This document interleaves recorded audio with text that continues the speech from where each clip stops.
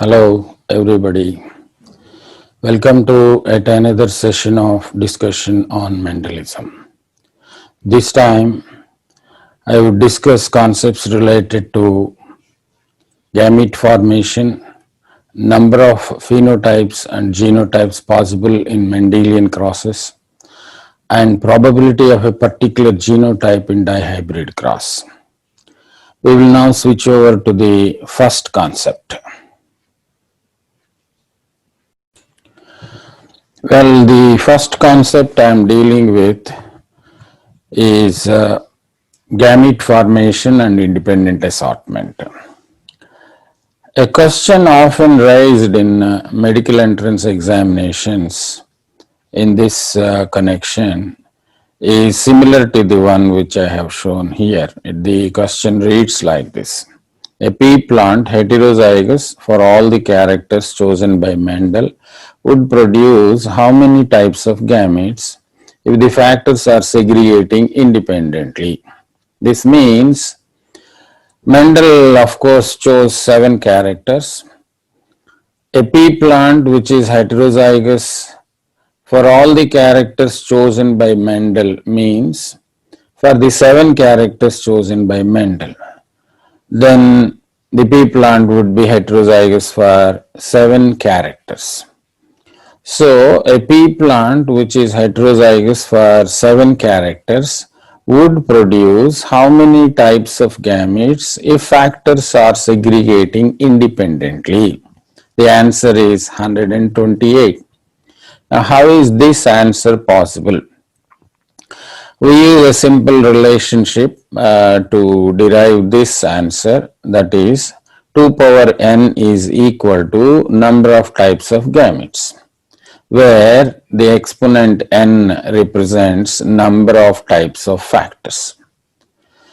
So, the pea plant is heterozygous for 7 characters. It can be represented like this: capital A small a, capital B small b, capital C small c, capital D small d, capital E small e, capital F small f, capital G small g. Heterozygous for 7 characters. So, the number of types of factors is 7. Therefore, the number of types of gametes that it would produce is 2 power 7. Which gives us a figure of 128. Now, applying the same relationship, we can conclude that a monohybrid will produce 2 types of gametes, a dihybrid would produce 4 types of gametes, a trihybrid would produce 8 types of gametes, and a hybrid for 4 factors will produce 16 types of gametes. Well, on the other hand, a homozygote would always produce only 1 type of gamete. No matter how many factors are involved, no matter whether the factors are dominant or recessive. Irrespective of these 2 considerations, a homozygote will always produce only 1 type of gamete. Now look at this. All dominant factors in homozygous condition would produce 1 type of gamete. All homozygous factors in recessive condition would also produce 1 type of gamete. Or several homozygous factors mixed, dominant as well as recessive, would also produce 1 type of gamete. We will now move over to our next concept.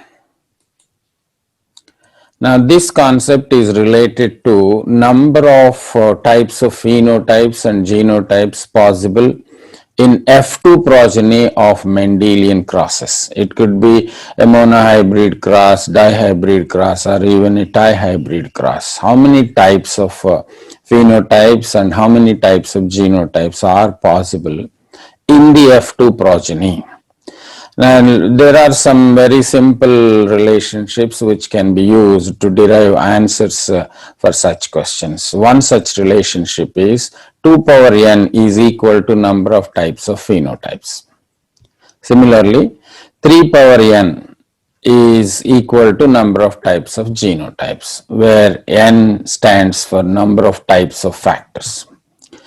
Well, applying these 2 conditions, we can derive the number of types of phenotypes and genotypes in a monohybrid cross, or even in a dihybrid cross, even in a trihybrid cross. Let us look at the monohybrid cross. Now this is a monohybrid cross, F1 into F1, capital A small a into capital A small a. How many types of phenotypes and genotypes are produced in F2 progeny? Phenotypes are 2 power n, that is 2 power 1 is 2. And genotypes are 3 power n is 1.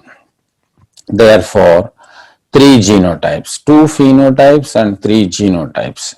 We know very well that the phenotypic ratio in monohybrid cross is 3:1, 2 types of phenotypes. The genotypic ratio in monohybrid cross is 1:1, 3 types of genotypes. Now let us consider a dihybrid cross, capital A small a, capital B small b into capital A small a, capital B small b. In a dihybrid cross, the total number of phenotypes in F2 progeny is 4 and the total number of genotypes in F2 progeny is 9. 4:9, 4 types of phenotypes and 9 types of genotypes.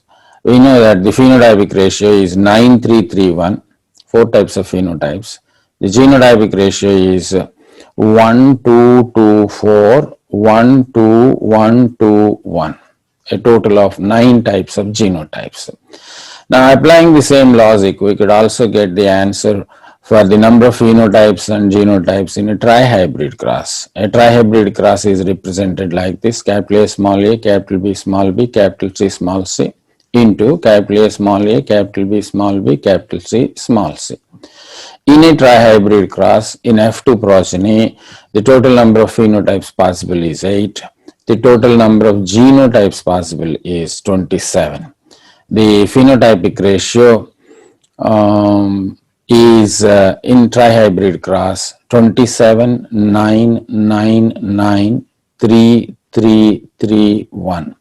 Phenotypes are 8 types and the total number of genotypes in a trihybrid cross is 27. How do we get this 27?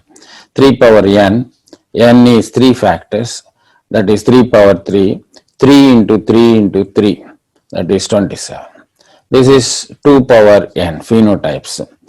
N is 3, 2 power 3, that is 8. Now this is our second concept. We will now move over to the third concept.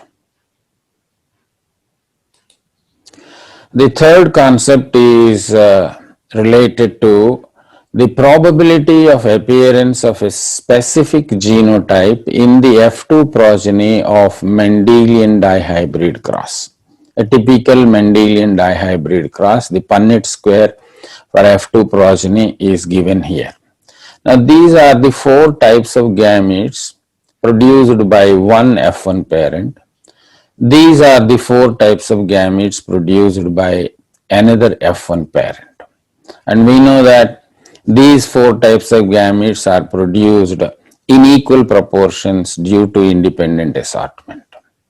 And one type of gamete from one parent has an equal chance of meeting any other type of gamete from the other parent. So we get 16 types of combinations. The combinations are represented as A, B, C, D, E, F, G, H, I, J, K, L, M, N, O, P in letters. Now quite often questions are raised on this type of Punnett square in which the genotypes are not given. Instead, some letters are posted and question is raised on the genotype represented by a particular letter. Now let us consider this in detail. M, J, G, D. M, J, G, D. This one. All these 4 have the same genotype, that is double heterozygote. Capital Y, small y, capital R, small r. What is the probability of this type of genotype? The probability of this dihybrid genotype can be obtained as a product of monohybrid probabilities. The Y factor probability in F2 progeny is 1 by 2. The R factor probability, capital R, small r probability in a monohybrid cross is again 1 by 2. Now, what is the probability of getting a double heterozygote? The product of monohybrid probabilities, 1 by 2 into 1 by 2, that is 1 by 4. So, you would get a double heterozygote in 1 by 4 probability. The probability of M or J or G or D is 1 by 4. Similarly, B or E, they are same genotypes, B or E. Capital Y, capital R, small r. The monohybrid probability of capital Y is 1 by 4. Similarly, the monohybrid probability of capital R, small r is 1 by 2. The probability of this particular genotype is 1 by 8. So, the genotype represented by B or E is this genotype. Y factor dominant homozygous, R factor dominant heterozygous is 1 by 8. Similarly, CI represent a genotype which is like this. Y factor in heterozygous condition, R factor in dominant homozygous condition.